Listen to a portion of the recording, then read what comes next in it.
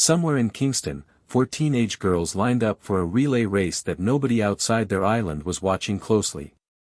9 seconds later, the sport of track and field had to rewrite its history books. That is not an exaggeration. That is exactly what happened. And by the time this video is over, you're going to understand why every single junior athlete on Earth should be terrified of a Jamaican team walking into any stadium, on any island, in any lane. Stick around, because there's a twist in this story that even hardcore track fans get wrong. The record you're about to hear about almost didn't count at all, and the real story of how it finally became official is wilder than the race itself. Before we go there, if you love watching underdog nations turn junior athletics into a family business, generation after generation, you need to be subscribed to this channel. This is where we tell the stories behind the stopwatch, not just the results. Hit that subscribe button right now, turn on notifications, and let's get into one of the most dominant runs in the history of Caribbean sport. Let's start with the record that started it all. At the Carifta Games in Kingston, Jamaica fielded an under-20 women's 4x100m relay team built from pure firepower. Serena Cole opened the race. Tina Clayton and her twin sister Tia Clayton both ran legs. Brianna Lyston rounded out the quartet. For athletes, one baton, and a target sitting right in front of them, the existing world under-20 record of 42.94 seconds, set by a Jamaican team of their own the year before at the World Athletics Under-20 Championships in Nairobi. They didn't just break it. They demolished it. The clock stopped at 42.58 seconds.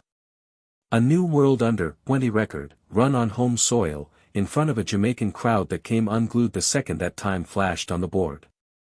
Here's the twist nobody outside serious track circles knows. That record almost got thrown out completely. World Athletics discovered that one member of the 4-athlete quartet hadn't been drug tested immediately after the race finished, a strict requirement for any record to be ratified. Jamaica's Anti-Doping Commission pushed back, insisting the athlete had actually been tested the day before. It didn't matter. The governing body rejected the mark. For months, one of the fastest relay runs in junior track history existed in a strange limbo, officially the Carifta Games record, but not recognized as a world record at all. So here's the question that should be eating at you right now. If the fastest team in the world runs the fastest time in the world, and a paperwork mix-up wipes it off the books, does the record still count?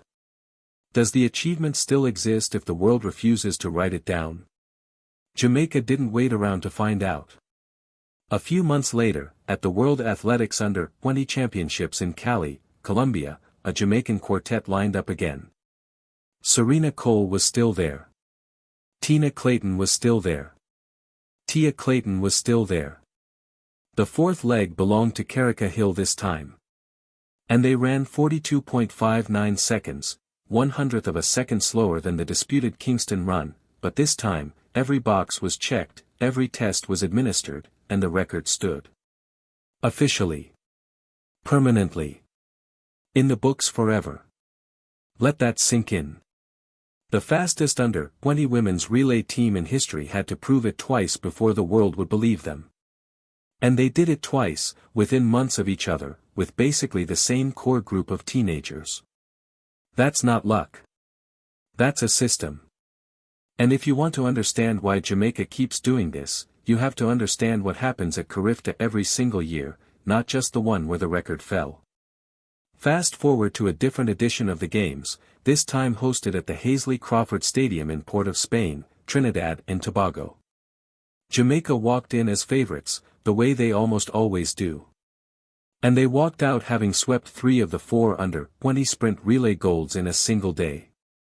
But the boys' 4x100m final is the one you need to hear about, because there's real emotion buried in this result.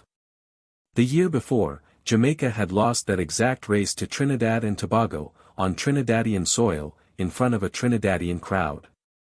Words were exchanged after that loss. It stayed with the Jamaican camp for an entire year. So when Jamal Stephenson, Shaquane Gordon, Antonio Powell and Tyreece Foreman stepped into the blocks for the rematch, this wasn't just another gold medal. This was payback. Trinidad and Tobago's anchor, Dylan Woodruff, came at them like a train down the home straight, close enough to make the entire stadium hold its breath. But Jamaica's lead held. The final time, 39.56 seconds. Gold, and a full year of frustration answered in 9.5 seconds. And Stephenson wasn't even supposed to be the headline story of that day. He'd stepped in as a replacement in one event earlier in the championships, then turned around and won the individual under 2100-meter title outright with a time of 10.24 seconds, a statement performance from an athlete who wasn't originally written into the plan, but who rewrote the plan himself once he got on the track. Here's what should really stop you in your tracks. This wasn't a one-event story. On that same day, in that same stadium, Jamaica's junior athletes also walked away with relay gold in the girls' events, extending a run of Caribbean dominance that has lasted for decades. This is a country that has now won the overall Carifta Games title for close to 4 decades in a row. Not close to a winning streak. An actual, sustained, generational winning streak that spans athletes who weren't even born when it started. So how does one island keep producing this? It's not an accident, and it's not just talent falling out of the sky. It starts with a school system where track and field is treated with the same intensity most countries reserve for their national football team. It runs through club programs that develop technique before they ever chase raw speed. And it produces, year after year, teenagers who can walk into a stadium under real pressure, in front of a hostile crowd, with a rival team breathing down their necks on the anchor leg, and still find something extra in the final 50 meters. That is what separates a fast team from a team that breaks records. Anyone can be fast in practice. Almost nobody can be fast in front of a scoreboard that's about to make history, with the whole result balanced on a handoff that has to happen in a fraction of a second, between two athletes running at full speed. Now here's the part of this story that should genuinely unsettle every other nation competing at these games. Most of the athletes in these two record-breaking storylines were teenagers. Some of them were competing at their very first Carifta Games. Which means the version of Jamaica you just watched dominate an entire regional championship isn't even their finished product. It's the beginning. Think about where some of these names go next. Athletes who came through this exact relay pipeline have gone on to run at World Championships, at Olympic Games, on senior teams representing Jamaica on the biggest stages the sport has. The junior record breakers of one games become the senior stars of the next Olympic cycle. That is the actual machine sitting underneath every single one of these results, and it never stops running.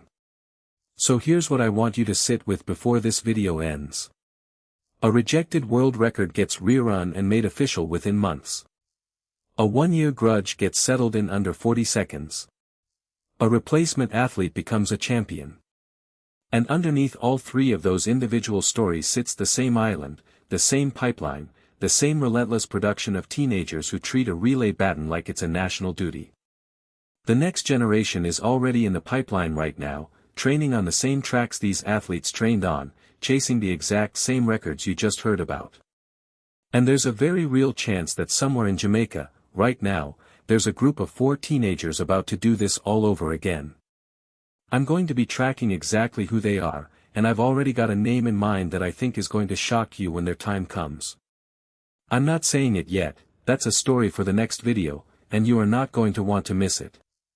So tell me in the comments which one of these two stories hit you harder, the rejected record that came back to claim its place, or the rematch that got settled on the track.